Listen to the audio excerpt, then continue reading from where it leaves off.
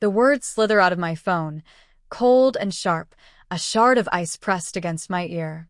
His voice, Mark's voice, so familiar, yet twisted into something monstrous, something I don't recognize. She's powerless without me. He's saying a smug, satisfied drawl I've never heard directed at me, but clearly, unmistakably about me. Honestly, babe, she wouldn't know how to boil an egg if I didn't lay out the pan. A woman's giggle, light and mocking, follows, tinkling like broken glass in my ear. My breath catches. The world tilts, the axis shifting beneath my feet. Powerless. Me. The kitchen around me, a space I curated, a home I built with my own hands, my own heart, suddenly feels alien, hostile.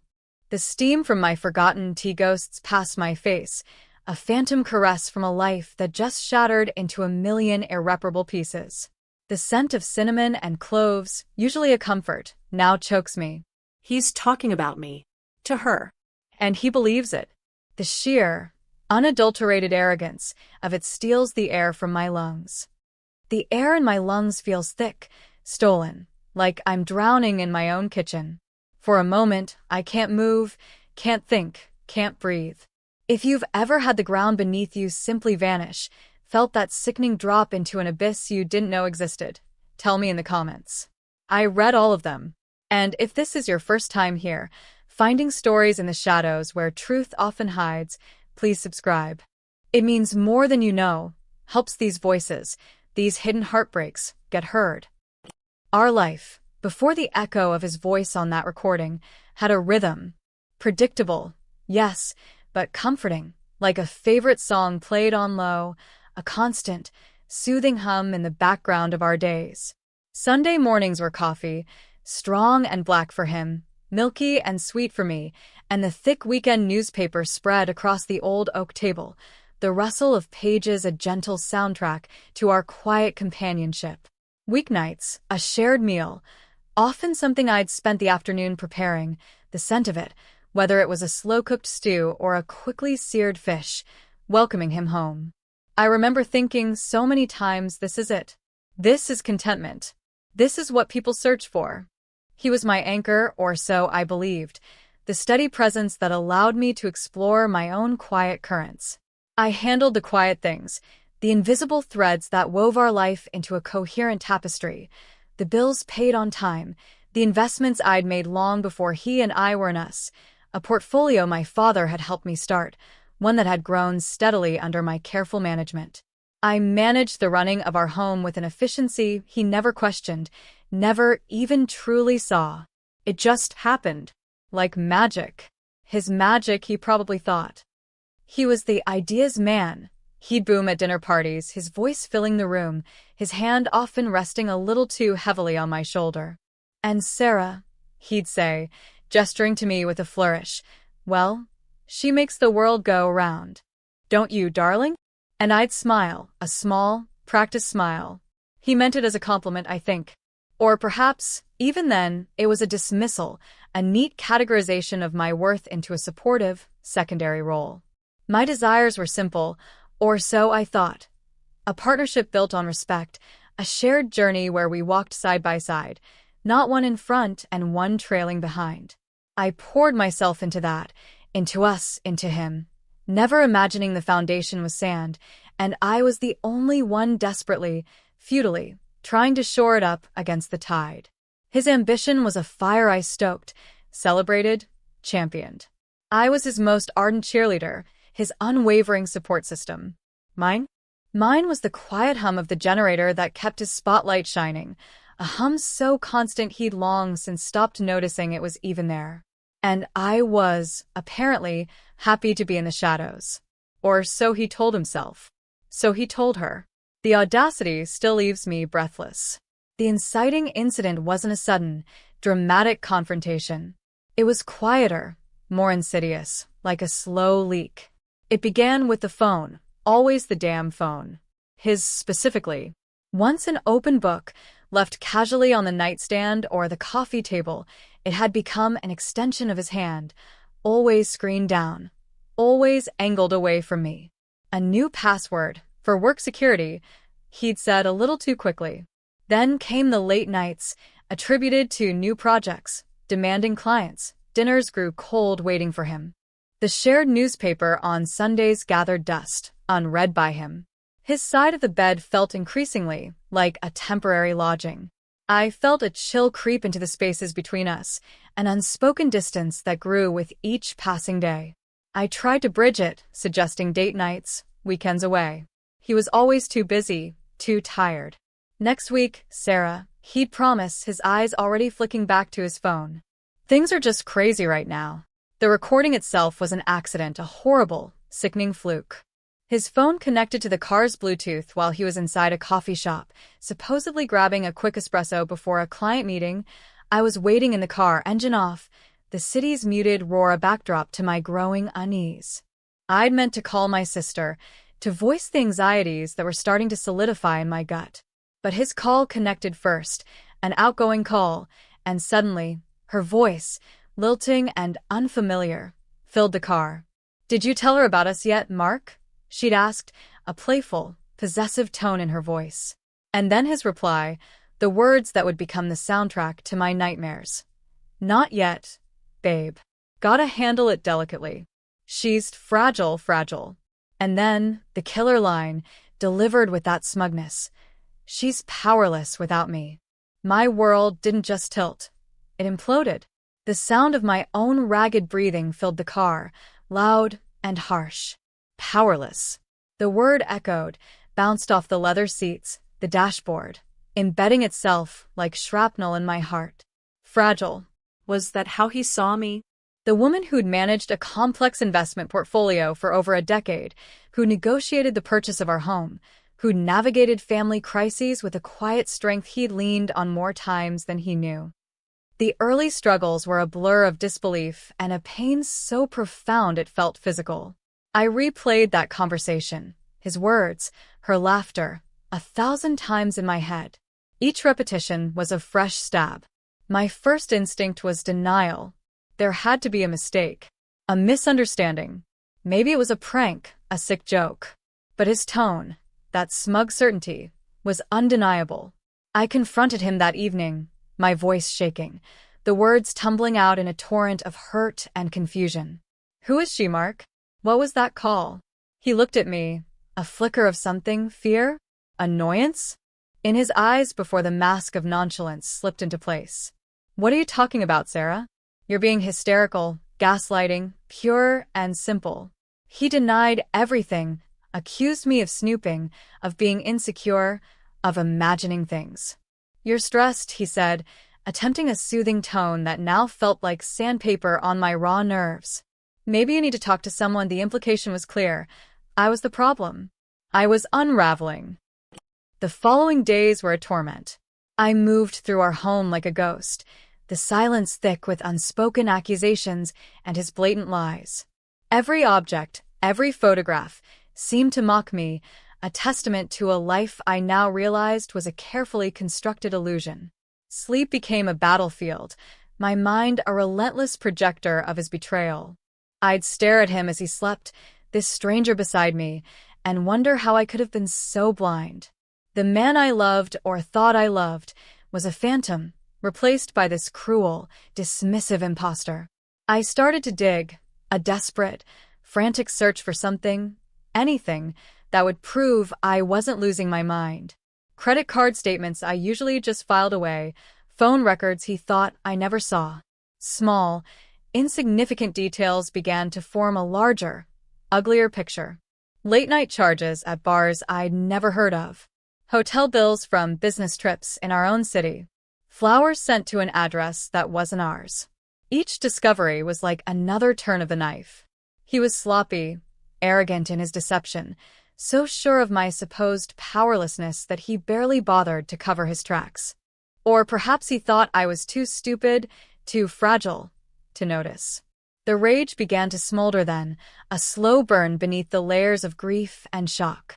The rising challenges came swiftly, each one piling more weight onto my already burdened shoulders. Mark's gaslighting intensified. He'd watch me, a condescending pity in his eyes, as I grew more withdrawn, more obviously distressed. "You really need to get a grip, Sarah," he'd say, shaking his head as if I were a misbehaving child. "This paranoia isn't healthy." He even suggested I see a therapist, framing it as concern for my mental state. The irony was a bitter pill. Meanwhile, evidence of the affair became more blatant. A whiff of unfamiliar perfume on his shirts, lipstick, not my shade, on a collar. He'd started staying out later, sometimes not coming home at all, citing impossible deadlines or early morning meetings out of town. The lies became more elaborate, more insulting in their transparency. Then I saw her. The other woman. Her name, I learned from a carelessly left open social media page on his laptop, was Tiffany. She was younger, undeniably attractive in a way that felt manufactured, all bright teeth and curated poses. And she was bold. One afternoon, while I was numbly walking through the park, trying to clear my head, I saw them.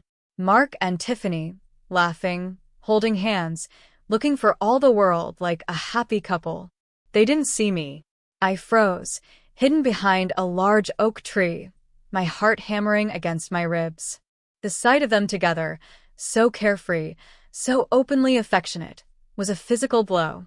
It was one thing to hear her voice, to see receipts, but to witness their intimacy, their stolen moments, in broad daylight, it shattered the last vestiges of my denial. This wasn't a fleeting mistake. This was a parallel life he was living. The pain was immense, but something else began to stir within me, a cold, hard anger. His casual cruelty, his dismissal of our shared history, of me, ignited a spark. Tiffany, in her own way, added fuel to that fire. She started to subtly, or not so subtly, insert herself into my periphery. A friend request on social media, which I immediately blocked. Then, a few accidental calls to our landline, hanging up when I answered. It was a power play, a way of marking her territory, of making me feel insignificant. And Mark, my Mark, allowed it, encouraged it even. I found emails between them, sickeningly sweet, full of their plans for a future that didn't include me. In one he wrote, "Soon, my love. Soon we can be together properly. She's clinging on, but she'll break eventually. She always does." He was actively trying to break me. The realization was a chilling clarity. He wasn't just cheating, he was systematically trying to dismantle my confidence, my sanity, my very sense of self. The midpoint shift wasn't a single, dramatic event, but a slow, dawning realization, like the sun rising after a long, dark night. It came after a particularly brutal week. Mark had been openly contemptuous, barely speaking to me except to issue orders or complaints. Tiffany had accidentally sent a text to my phone, clearly meant for him, full of suggestive emojis and plans for a weekend getaway. I felt myself sinking, the weight of his betrayal and her taunts threatening to drown me. I sat alone in our living room, the silence deafening, staring at a framed photo of Mark and me from happier times, a vacation in Italy, a lifetime ago. His arm was around me, his smile wide and seemingly genuine. My smile, I realized, was already a little too accommodating, a little too eager to please. And then, I remembered his words from the recording. "She's powerless without me, powerless." The word, once a source of acute pain, now sparked something different. A defiant flicker. Was I truly powerless? I thought about my life before Mark. I'd been independent, successful in my own right. I'd built a career, managed my finances, navigated the world quite capably. Where had that woman gone? I realized I had allowed myself to shrink, to become the supporting actress in his grand drama. He hadn't just taken my love, he'd taken my power, or rather, I had handed it to him, piece by piece. The shift began with a quiet resolve. The tears still came, but they were tears of anger now, not just despair. I stopped trying to understand him, to reason with him. I stopped hoping for an apology, for a return to what we once had. That life, that man, was gone, if he ever truly existed. My focus sharpened. If he thought I was powerless, he was about to get the surprise of his life. I remembered my investments, the properties I owned, assets I'd acquired through my own diligence, long before Mark was even in the picture. He knew about them, vaguely, but had always dismissed them as Sarah's little hobby, never taking a genuine interest, never understanding their true value or the extent of my financial independence. He was too busy building his own empire, oblivious to the solid ground beneath my feet, ground I had laid myself. One particular property came to mind, a small apartment complex in a decent, up-and-coming neighborhood. I'd bought it years ago, a bit run down, and had slowly, carefully renovated it. It was fully tenanted, generating a steady income. A thought, cold and clear, formed in my mind. What if? I started to make quiet inquiries, pulling up records, speaking to my property manager. My strategy began to form, not out of a desire for petty revenge, but from a need to reclaim myself, to prove, if only to myself, that I was anything but powerless. The fog of grief began to lift, replaced by a steely determination. He thought he was in control. He had no idea. The game wasn't over. I was just changing the rules. And I was about to deal a hand he would never see coming. The legal documents, the deeds, the financial statements, these were my armor now, paper trails more powerful than any emotional appeal I could ever make to a man who clearly had no heart left for me. The deepening crisis arrived with the subtlety of a freight train. Mark's arrogance inflated daily. Buoyed by his secret life and my apparent breakdown, he started spending more and more nights away, offering only cursory excuses, if any at all. The apartment, our home, felt like a mausoleum, echoing with the ghosts of what we'd been and the chilling presence of what he'd become. He'd swan in, grab fresh clothes, treat me with a detached pity that made my skin crawl. "You should really try to pull yourself together, Sarah," he'd say, his voice devoid of any real warmth, his eyes scanning past me as if I were a piece of furniture he no longer liked. "This moping around isn't good for you." The calls from Tiffany became more frequent, more brazen. Sometimes she wouldn't hang up immediately if I answered. I'd hear her breath on the line, a deliberate, taunting presence. Once she even spoke. "Is Mark there?" she'd asked, her voice syrupy sweet, feigning ignorance of who I was.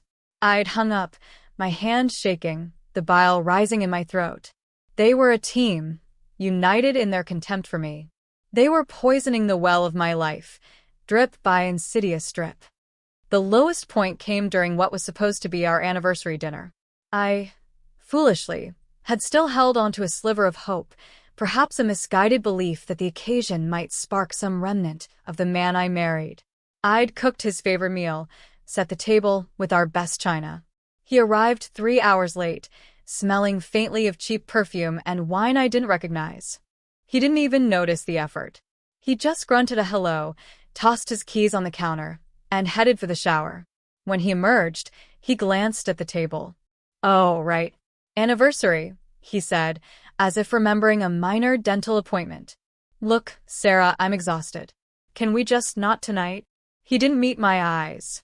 He just looked tired and bored. The carefully prepared food sat untouched, growing cold, just like my heart. That night, I overheard him on the phone, his voice low but audible through the thin bedroom door. He was talking to her, Tiffany. Yeah, she tried to do the whole anniversary thing. Pathetic, really. "Don't worry, babe," I shut it down. "Almost free. Just gotta finalize a few things. She's got nothing without my income, without my name. She'll be lost. Pathetic. Nothing without him." His words were like hammer blows, but instead of shattering me further, they forged something new in the crucible of my pain, an icy resolve. All seemed lost, yes. He believed he had won. He believed I was broken, a shattered thing he could easily discard. He had no idea that in the quiet of my study, late at night, I was poring over documents, making calls, setting my own pieces on the chessboard. The deeper the crisis he thought he was plunging me into, the more meticulously I planned my escape, and his utter, complete surprise. He saw me as a victim. He was about to discover I was the architect of his downfall. The silence from my end, which he interpreted as defeat, was actually the quiet before a very personal, very precise storm. The turning point was not a single, dramatic moment of confrontation, but a quiet, internal shift. It was the morning after the disastrous anniversary, the smell of cold, uneaten food still lingering in the air like a funeral shroud. I woke up, looked at a sleeping form beside me, a stranger who wore my husband's face, and felt nothing. The searing pain, the desperate longing, the confusion, it had all burned away, leaving behind a cold, clear emptiness. And in that emptiness, there was room for something else. Resolve. I got out of bed, showered, and dressed with a precision I hadn't felt in months. Looking in the mirror, I didn't see the fragile, powerless woman Mark described. I saw a survivor, someone who had weathered a storm and was about to navigate her way out of the wreckage. His words, "She's got nothing without my income, without my name," echoed in my mind, but now they sounded foolish, hollow. He truly had no idea. My decision crystallized. I would not engage in screaming matches. I would not plead or beg. I would not give him the satisfaction of seeing me crumble. My revenge, if you could call it that, would be surgical, silent, and utterly devastating to his inflated ego. It would be delivered not with tears or hysterics, but with the cool, undeniable force of legal documents and financial reality. I spent the next few weeks meticulously preparing. I met with my lawyer, a sharp, no-nonsense woman named Ms. Albright, who listened to my story with a grimly sympathetic expression. We reviewed my assets, particularly the apartment complex.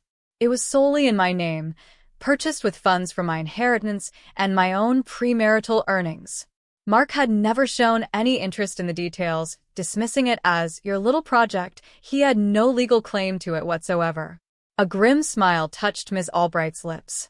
"He's in for quite a shock, Mrs. Davies," she'd said. "A very big shock. I contacted my property manager for the complex, a reliable man named Henderson who had worked for me for years. I explained, discreetly, that there might be a new tenancy situation arising in one of the units, one that would require his utmost discretion and cooperation. He was loyal, and he agreed without prying. I learned from a stray utility bill Mark had carelessly left in his pocket. He was already living there, at least part-time. Unit 3B. He and Tiffany had set up their little love nest in my building. The irony was almost too perfect. He was paying rent, indirectly, to the woman he believed was dependent on him. The final piece fell into place when I discovered, through a discreet inquiry, that the lease for Unit 3B was up for renewal in 2 weeks. It was in Tiffany's name, likely to keep his involvement officially off the books. Perfect. I instructed Ms. Albright to prepare the necessary paperwork. Not an eviction notice, not yet. Something far more personal. The determination to confront fate, or rather, to orchestrate Mark's confrontation with reality, settled deep in my bones. I felt a strange calm, the kind that comes when you know exactly what you have to do, no matter how difficult. The days of me being his powerless victim were over. I was about to become his landlord. And then his worst nightmare. The plan was set. The day the lease for Unit 3B was due for renewal, I didn't send a standard notice. Oh no, that would have been too impersonal, too easy. Instead, Ms. Albright and I arranged a property inspection, something entirely within my rights as the owner. Henderson, my property manager, scheduled it, giving Tiffany the requisite 24-hour notice. He mentioned the owner would be present, a new development she likely wouldn't question too deeply, perhaps assuming a routine check by some distant, faceless entity. I chose my outfit carefully that morning. Not a power suit, nothing overtly aggressive. Just a simple, elegant dress, the kind Mark used to say made me look like $1,000,000, back when he still noticed such things. I wanted him to see the woman he was discarding, not a broken victim, but a composed, self-possessed individual. Ms. Albright, ever professional in her sharp gray suit, met me at the entrance to the complex. Henderson was already there, looking slightly nervous, but resolute. As we walked towards Unit 3B, my heart was a steady drum against my ribs. Not fear, but anticipation. A cold, thrilling current. Henderson knocked. The door opened, and there she was, Tiffany. In the flesh, in her home, or rather, what she thought was her home. She was dressed in casual loungewear, hair artfully messy, a look of mild annoyance on her face at the interruption. Her eyes flicked from Henderson to Ms. Albright, then to me. A flicker of confusion, then dawning, horrified recognition. Her painted smile faltered. "Can I help you?" she asked, her voice a little too bright, a little unsteady. "Good morning, Ms. Dubois," Ms. Albright said, her tone crisp. "We're here for the scheduled property inspection. This is Mrs. Davies, the owner of the building." Tiffany's jaw didn't exactly drop, but her eyes widened, darting to me. The color drained from her face. "Owner," she stammered, looking from me to Henderson and back again, as if hoping one of them would correct the unbelievable statement. "That's correct," I said, my voice calm even. "May we come in?" She stepped back, speechless, a deer caught in headlights. We walked into the apartment. It was surprisingly generic. Tasteful, but impersonal, like a showroom. And there, emerging from the bedroom, rubbing sleep from his eyes, was Mark, my husband. He was wearing a silk robe I'd never seen before, clearly comfortable, clearly at home. He saw Henderson, then Ms. Albright, a frown creasing his brow. "What's going on?" he demanded, his voice rough with sleep and irritation. Then he saw me. He froze. Utterly, completely froze. His mouth opened slightly, then closed. His eyes, normally so full of arrogance or feigned pity when he looked at me, were now wide with a mixture of disbelief, confusion, and a dawning, sickening horror. It was as if he was seeing a ghost, or perhaps his entire world reconfiguring itself before his very eyes. The smug assurance, the condescending superiority, all of it just vanished, replaced by a raw, unfiltered shock. "Sarah," he finally managed, his voice barely a whisper. What are you doing here?" "Just inspecting my property, Mark," I replied, allowing a small, cool smile to touch my lips. "Unit 3B, I believe. Nice place. A bit temporary, though, wouldn't you say?" Ms. Albright stepped forward, holding a sheaf of papers. "Mr. Davies, Ms. Dubois." As Mrs. Davies is the sole owner of this entire apartment complex, and given certain recent discoveries regarding your tenancy and other personal matters, the lease for Unit 3B will not be renewed. Furthermore, given the circumstances, Mrs. Davies is exercising her right to terminate the current month-to-month arrangement with immediate effect. You have 30 days to vacate the premises. Mark stared at her, then at me, then back at the papers in her hand, as if they were venomous snakes. The color drained from his face, leaving him pale and slack-jawed. "Owner," he choked out, looking at me. You own this building? This whole complex?" "Indeed, I do, Mark," I said, my voice quiet but firm. "One of my little hobbies, remember? The ones you never paid much attention to. I let that sink in." The silence in the room was thick, punctuated only by Tiffany's sharp, indrawn breath. She looked like she was about to be physically ill. He just stood there, rooted to the spot, his expensive silk robe suddenly looking ridiculous, a costume for a play that had just been catastrophically cancelled. The man who had boasted, "She's powerless without me," the man who thought I'd be lost without his income, his name, was standing in an apartment he was about to be evicted from, by me. He looked from the legal papers to my face, his expression a kaleidoscope of shock, humiliation, and dawning terror. He opened his mouth, then closed it again. For the first time in as long as I could remember, Mark Davies was utterly, completely speechless. The gun he thought he was pointing at my future had, in a spectacular fashion, just pointed squarely back at himself. Powerless. The word hung in the air, but this time, it wasn't attached to me. It was all his. The climax wasn't a shouting match or a dramatic breakdown. It was the crushing weight of reality landing squarely on Mark. His face, moments before slack with shock, began to contort. A flush crept up his neck, crimson and ugly. He looked from me to Ms. Albright, then to Tiffany, who was now white as a sheet, staring at me with a mixture of terror and disbelief. "This is a joke, right?" Mark finally sputtered, trying to regain some semblance of his usual bluster, but his voice cracked. "Sarah, what kind of sick game is this?" "There's no game, Mark," I said, my voice remaining level, cutting through his attempted indignation. "Just facts. Legal documents. Ownership deeds. Things you might have familiarized yourself with if you'd ever taken an interest in anything beyond your own reflection." Ms. Albright, cool as ice, added, "The paperwork is all in order, Mr. Davies. Mrs. Davies has owned this property outright for 12 years. Your tenancy here, through Ms. Du Bois, is now subject to the owner's discretion. And her discretion is that you vacate." Tiffany finally found her voice, a high-pitched, reedy sound. "But we have a lease. I paid the deposit.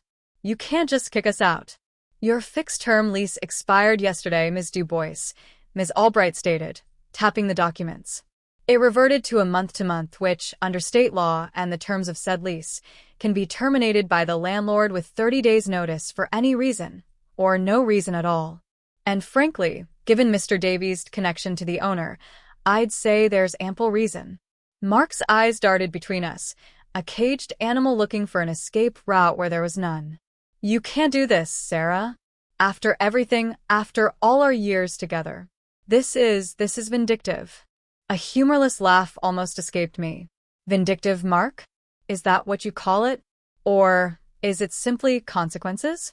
You told me, or rather, you told her," I gestured vaguely towards Tiffany, "that I was powerless without you. That I'd be lost. That I had nothing. It seems you were projecting. Because right now, Mark, you're standing in my building, a building you apparently couldn't even afford to rent under your own name, with your mistress, and you're being asked to leave. Who's powerless now?" The fight seemed to drain out of him. He visibly deflated. The arrogant posture, the dismissive sneer he usually wore like a second skin, crumbled. He looked small. Pathetic, even. The word he'd used to describe me. He sank onto the edge of a stylish but soulless sofa, his head in his hands. "How?" he whispered, more to himself than to me. "How did I not know?" "You didn't know because you didn't care to know, Mark," I said, the sadness for the man he once was, or who I thought he was, briefly surfacing. "You were too busy building your narrative of my dependence, my fragility. You saw what you wanted to see."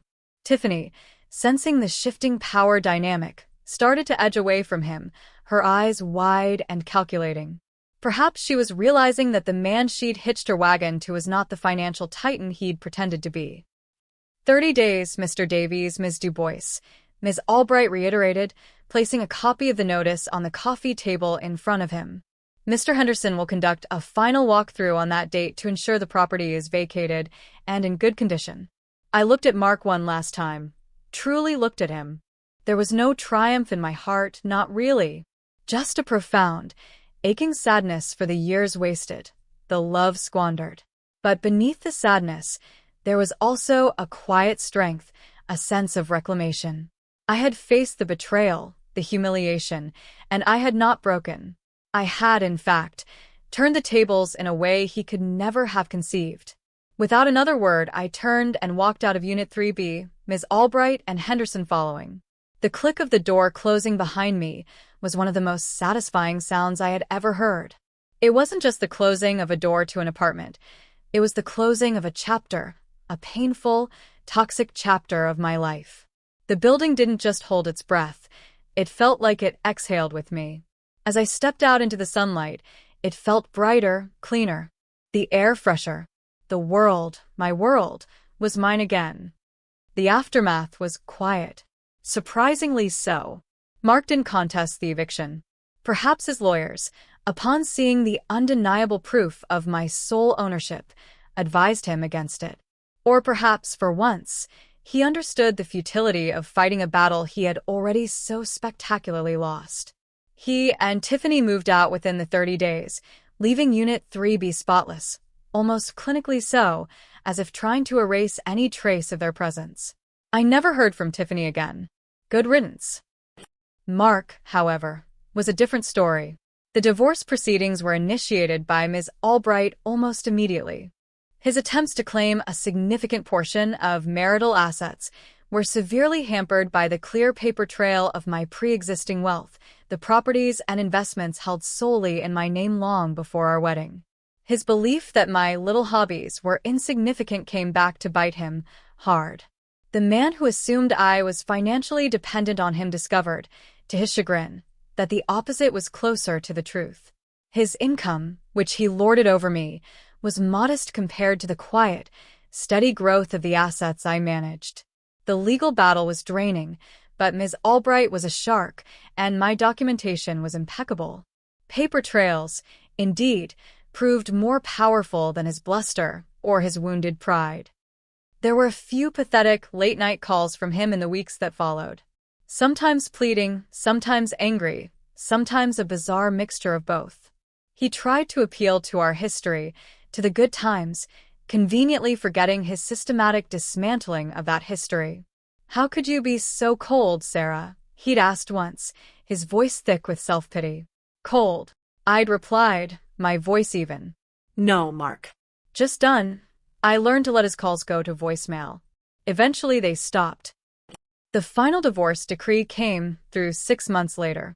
I felt a sense of relief, so profound it was almost physical, like a heavy weight being lifted from my chest. There was sadness, too, a lingering ache for the dream that had died, for the love I thought was real. Betrayal leaves scars, and they don't fade easily. But with the sadness came a newfound sense of freedom, of peace. I sold the house we had shared, the one filled with too many ghosts. I bought a smaller place closer to the city, a space that was entirely mine, filled with my things, my colors, my energy. I continued to manage my properties, my investments, finding a quiet satisfaction in my competence, a competence Mark had never bothered to see, let alone acknowledge. Sometimes I think about his words. "She's powerless without me," and a small, wry smile touches my lips. He had it all wrong.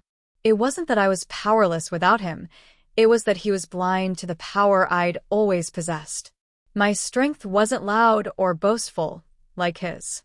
It was quiet, resilient, rooted in self-sufficiency and a clear understanding of my own worth, a worth I had temporarily forgotten, but thankfully reclaimed. The experience changed me. I'm warier now, perhaps, but also stronger, more attuned to my own needs, my own voice. The armor I forged during that dark time is still there, but it's lighter now, more flexible. Life moves on. The sharp edges of the pain have softened. There are good days, filled with work I enjoy, friends who genuinely care, and the quiet contentment of a life lived on my own terms.